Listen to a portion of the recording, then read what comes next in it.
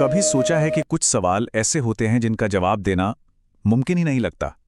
आज हम एक ऐसे ही गहरे सवाल पर बात करने वाले हैं जो एक बहुत पुराने ग्रंथ में पूछा गया था और उसका जो जवाब मिला ना, वो आज भी हमें सोचने पर मजबूर कर देता है।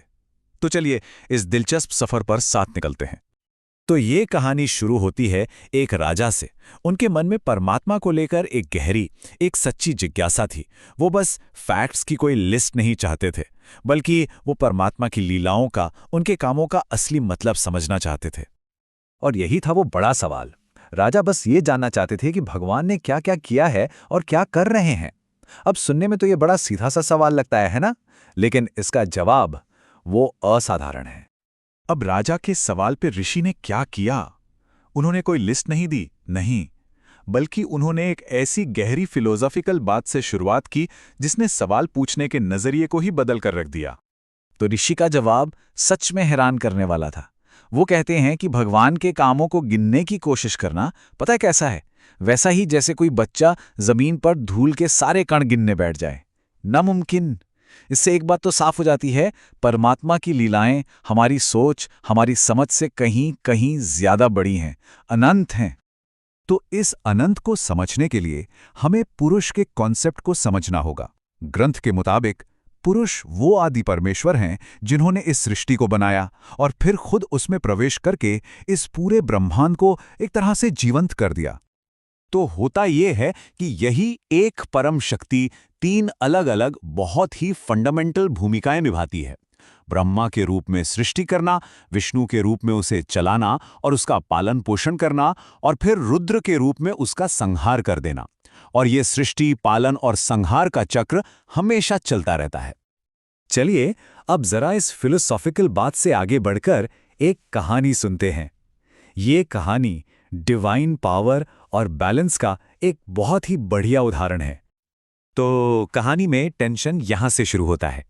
देवों के राजा इंद्र को ये डर सताने लगा कि ऋषि नारायण अपनी तपस्या से कहीं उनका सिंहासन ही न छीन लें। इसलिए उन्होंने ऋषि की तपस्या को भंग करने की कोशिश की। मतलब इंद्र ने अपनी तरफ से कोई कसर नहीं छोड़ी।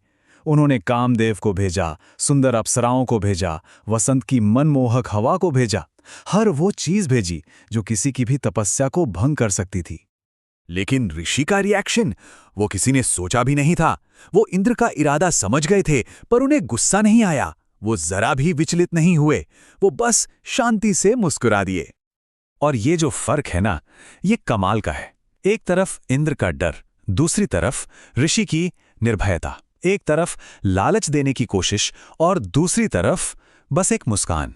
जहां इंद्र डर और इच्छा से भरे थे, वहीं ऋषि उदारता और शांति से।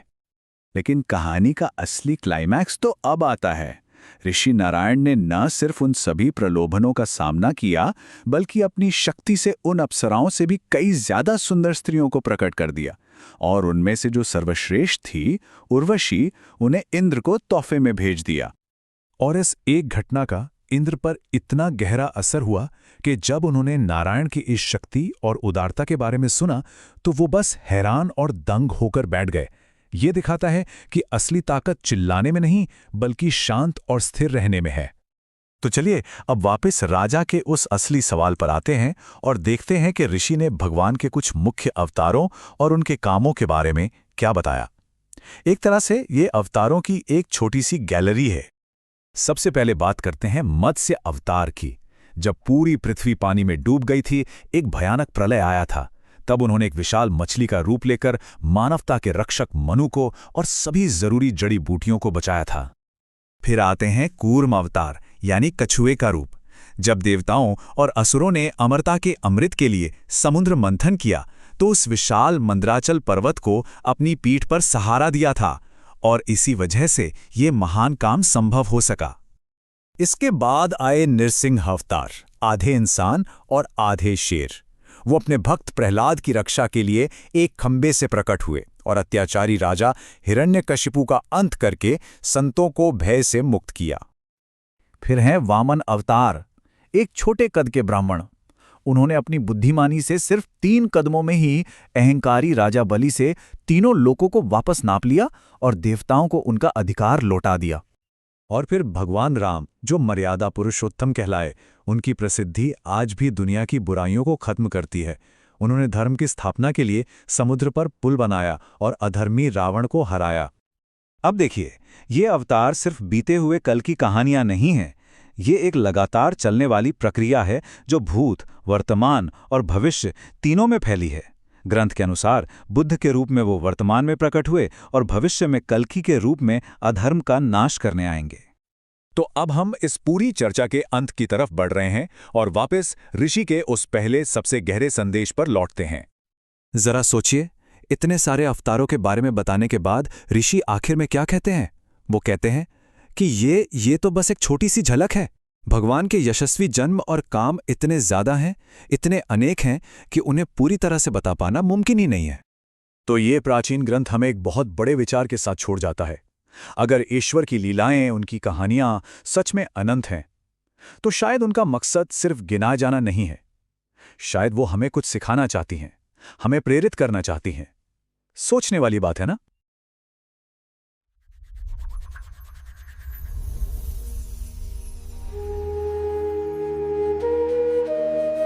नमस्कार और स्वागत है इस विशेष चर्चा में।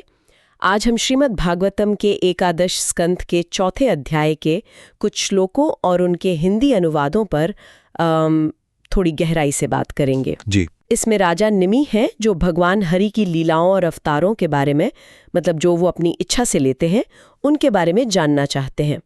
तो आज हमारा मकसद है इन दिव्य लीलाओं की विशालता और उनके पीछे के, समझिए, गहरे अर्थ को समझने की कोशिश करना। चलिए शुरू करते हैं। हाँ, और ये प्रश्न मतलब अपने आप में बहुत गहरा है।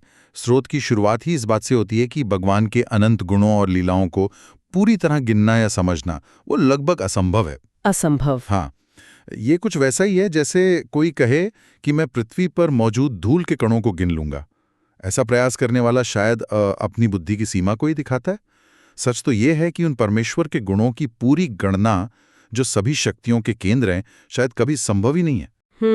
स्रोत सृष्टि के आरंभ की एक झलक देते हैं कि आदिदेव नारायण ने स्वयं ही रचे 5 महाभूतों से, यानी पृथ्वी, जल, अग्नि, वायु, आकाश। हाँ, इन्हीं 5 तत्वों से एक दिव्य तेजोमय शरीर बनाया जिसे पुर कहा गया है। और जब वे अपने ही अंश से उस पुर में प्रवेश करते हैं तब वे पुरुष कहलाते हैं। अच्छा, तो यहाँ पुरुष का मतलब सिर्फ व्यक्ति नहीं बल्कि एक तरह से कोई कॉस्मिक प्रिंसिपल है। ये जानना काफी दिलचस्प है कि स्रोत कहते हैं कि ये पूरा ब्रह्मांड, मतलब तीनों लोक, स्वर्ग, पृथ्वी, पाताल, उन्हीं का शरीर है। बिल्कुल सही। और आगे ये भी कहा गया है कि सभी जीवों की जो ज्ञानेंद्रियां हैं, जैसे आंख, कान और कर्मेंद्रियां, हाथ पैर वगैरह, वो सब उन्हीं की इंद्रियों की शक्ति से काम करती हैं। अच्छा। वो ही हमारे ज्ञान के, हमारे प्राण यानी जीवन शक्ति के, हमारे बल और हमारी इच्छाओं के भी, समझिए, मूल स्रोत हैं। और फिर वो प्रकृति के 3 गुणों की बात आती है, सत्व, रज और तम। जी। स्रोत इन्हें सृष्टि, पालन और संहार से कैसे जोड़ते हैं? स्रोत बताते हैं कि इन्हीं 3 गुणों के जरिए वे सृष्टि, मतलब पालन पोषण, और प्रलय यानी संहार, इन सब के मूल कारण बनते हैं। इसी आदि पुरुष से सृष्टि की रचना के लिए रजोगुण प्रधान ब्रह्मा प्रकट होते हैं। अच्छा। संसार के पालन के लिए सत्वगुण प्रधान विष्णु आते हैं, जिन्हें यज्ञों का स्वामी और द्विज धर्म का रक्षक भी कहा गया है। द्विज धर्म मतलब वर्णाश्रम व्यवस्था से जुड़ा धर्म। हाँ, उसी संदर्भ में। और अंत में संहार के लिए तमोगुण प्रधान रुद्र उत्पन्न होते हैं। तो ये एक तरह का निरंतर चलने वाला चक्र है। इन लीलाओं में नर नारायण ऋषि के अवतार का जिक्र काफी विस्तार से है। इनका क्या महत्व है? हाँ, नर नारायण ऋषि का अवतार बहुत खास माना गया है। वे धर्मदेव और दक्ष प्रजापति की पुत्री मूर्ति से जन्मे थे। स्रोत बताते हैं कि उनका स्वभाव अत्यंत शांत था। शांत? जी। उन्होंने नैष्कर्म्य का उपदेश दिया, यानी बिना फल की इच्छा के कर्म करना, जिसे हम निष्काम कर्मयोग भी कह सकते हैं। हाँ, निष्काम कर्म। और वे स्वयं भी उसी मार्ग पर चले। ऐसा कहा जाता है कि आज भी बद्रिकाश्रम में श्रेष्ठ ऋषि उनके चरणों की सेवा करते हैं। पर यह कहानी तो और भी दिलचस्प हो जाती है जब स्वर्ग के राजा इंद्र इसमें आ जाते हैं। उन्हें नर नारायण से डर क्यों लगा? हाँ, ये एक, कह सकते हैं, मानवीय पहलू दिखाता है देवताओं में भी। इंद्र को शंका हुई कि कहीं नर नारायण अपनी कठोर तपस्या के बल पर स्वर्ग का सिंहासन न हासिल कर लें। मतलब अपनी स्थिति को लेकर वो असुरक्षित हो गए। अच्छा। तो इंद्र ने उनकी तपस्या में बाधा डालने की सोची। उन्होंने कामदेव को भेजा। कामदेव को? अकेले? नहीं, पूरी तैयारी के साथ। अप्सराओं, वसंत ऋतु और मंद सुगंधित हवाओं की पूरी सेना के साथ बद्रिकाश्रम भेजा। तो इंद्र और कामदेव भगवान नर नारायण की असली महिमा को समझ नहीं पाए। उन्होंने क्या करने की कोशिश की वहां? वे पूरी तरह अनजान थे। कामदेव ने सोचा कि जैसे वे दूसरे तपस्वियों को मोहित कर लेते हैं, वैसे ही इन्हें भी कर लेंगे। उन्होंने वसंत और मंद हवाओं की मदद ली और अप्सराओं के कटाक्ष रूपी बाणों से भगवान को रिझाने का प्रयास किया। और भगवान की प्रतिक्रिया क्या थी? क्या वे विचलित हुए या क्रोधित हुए? बिल्कुल नहीं। आदिदेव नारायण पर इसका कोई असर ही नहीं हुआ। वे न तो विचलित हुए, न ही उनमें जरा सा भी क्रोध या क्षोभ आया, बल्कि वे मंद मंद मुस्कुराए। हाँ, और उन बिन बुलाए मेहमानों कामदेव, मारुत यानी वायु के दूत और देवांगनाओं से बहुत शांत भाव से बोले, डरो मत, हे मदन, हे मारुतगण, हे देववधुओं, घबराने की जरूरत नहीं है। हमारी ये भेंट स्वीकार करो और अपने आने से इस आश्रम को पवित्र करो। ये सुनकर तो कामदेव और उनके साथी बहुत शर्मिंदा हुए होंगे। अत्यंत लज्जित, उनके सिर शर्म से झुक गए। उन्होंने फिर भगवान की स्तुति की और कहा, हे प्रभु, आप तो सबसे परे हैं, आप में कोई विकार नहीं आता। आप में ये समभाव, ये शांति कोई आश्चर्य की बात नहीं है।